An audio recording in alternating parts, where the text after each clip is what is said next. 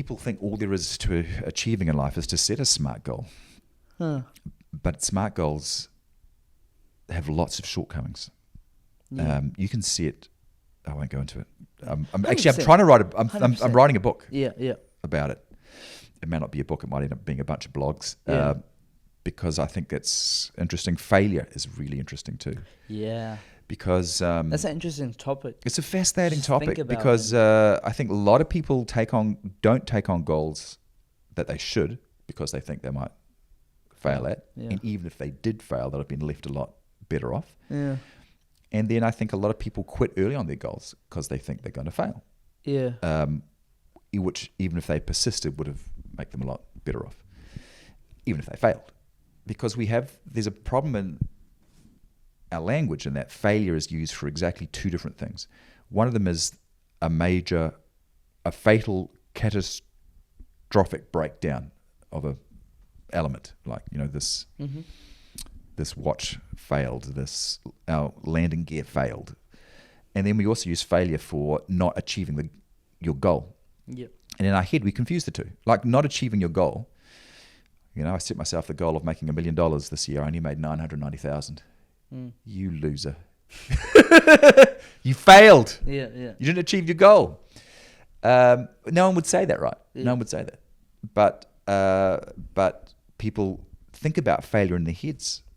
Like that. They confuse it in their heads about taking on something.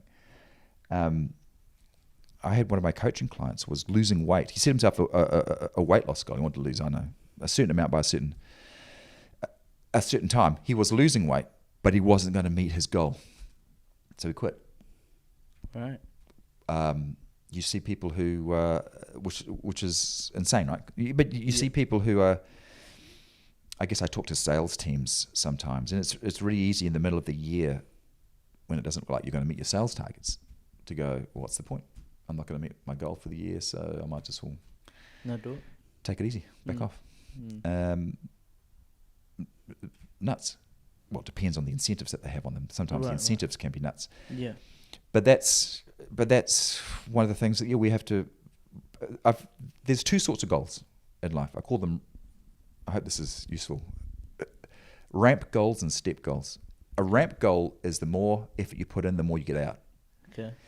A step goal is you put a lot of effort in, and either it'll go well or it'll go really badly.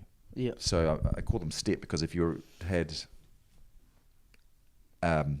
this on a board, you had effort on the x-axis and benefit on the y-axis. Ramp goals look like a straight line. Step goals either go that way or that way. Yeah.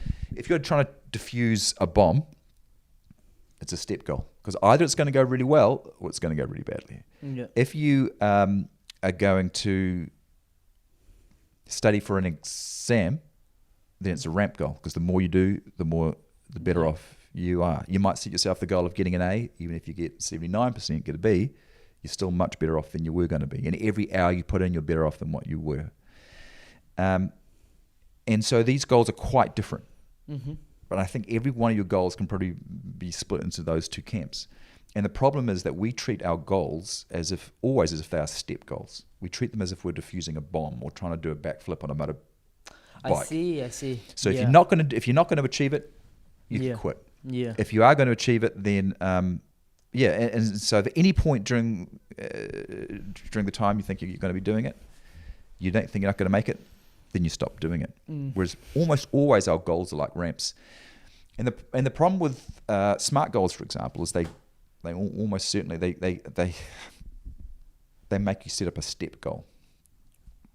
They put this overlay on top of your goal, which is turned into a step goal. And do I sound like a maniac now or not? No, I think it makes sense. I hope so. Yeah.